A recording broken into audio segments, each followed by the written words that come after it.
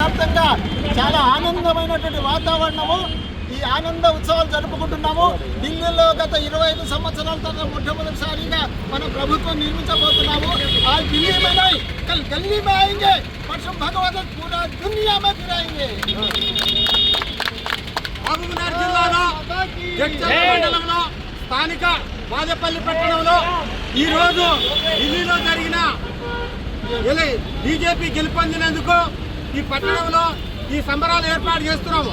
ఎందుకంటే కొన్ని సంవత్సరాల తర్వాత బీజేపీ ఢిల్లీ సమావేశం చేసుకున్నదంటే దేశానికి చెప్పబెట్టేలాగా అన్ని పార్టీలకు రేవంత్ రెడ్డి గారు ఢిల్లీ పోయి ఏమో చేస్తానన్నాడు, కానీ ఏమి చేయలేకపోయాడు.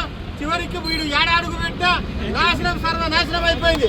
కాబట్టి ఈ రోజు చర్చల మండలంలో సంబరాలు చేసుకుంటున్నాము. బీజేపీ పార్టీల నాయకులు, అన్ని పార్టీల మోర్చాలు అందరూ వచ్చినారు. కాబట్టి బ్రహ్మాండంగా ఈ కార్యక్రమం దిగ్విజయంగా చేయడం అందరికీ ధన్యవాదాలు. జై శ్రీరామ్.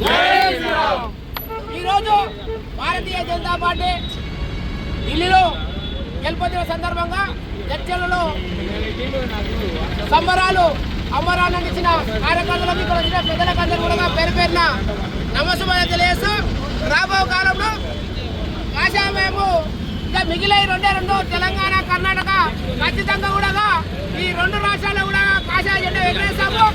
రాబో చర్చలలో స్థానిక సంస్థలు కూడా ఈ తెలంగాణలో అన్ని జడ్పీటీసీలు, అన్ని ఎంపీపీలు కైసం చేసుకుంటామని చెప్పి బీజేపీ పార్టీ తరఫున గట్టబలంగా చెప్తా ఉన్నాము.